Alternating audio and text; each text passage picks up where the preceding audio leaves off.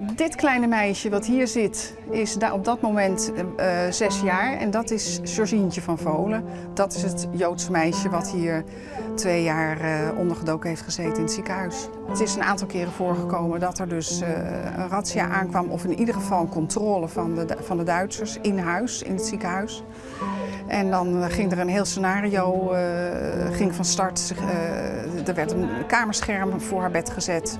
En ze moest onder de dekens, ze mocht alleen maar hoesten, ze mocht niks zeggen. En haar gezicht werd ingesmeerd met talkpoeder, dat ze nog extra wit leek. En dan, op het moment dat de Duitsers dus die kamer in wilden gaan, dan zeiden dus de verpleegsters niet doen, want ze is verschrikkelijk besmettelijk.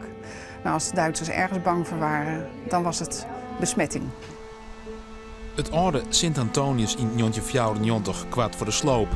Het gebouw had die snits een wichtige rol spelen in de Tweede Wereldoorlog. Directeur in die jaren is Charles Disse. We kunnen het hem helaas niet meer vragen, maar het was een zeer bescheiden man die er ook eigenlijk nooit over wilde praten. Ook zijn dochter die hier vandaag is, die heeft nooit van hem verhalen daarover gehoord, heeft er nooit over willen praten. Dus hij heeft het gewoon gedaan. De familie Hes van Volen, dus dat is Georgientje, nu haar getrouwde naam, Hes van Volen, en haar man en haar moeder.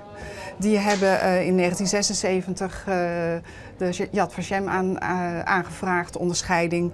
En die is uiteraard ook aan hem en zijn vrouw toegekend. Het ziekenhuis wie net alleen een schoolplek voor Joden, maar ook voor verzetsmeisken. Die waren verborgen in de zogeheten Kopertunnel. Dit is de zogenaamde Kopertunnel. Daar werd door de technische dienst de dure koperen leidingen bewaard en op slot. En dat is ook de beroemde tunnel waar de heer Disse dus gelegenheid gaf voor de mensen om onder te duiken. En vooral voor mensen die tijdelijk even uit zicht moesten.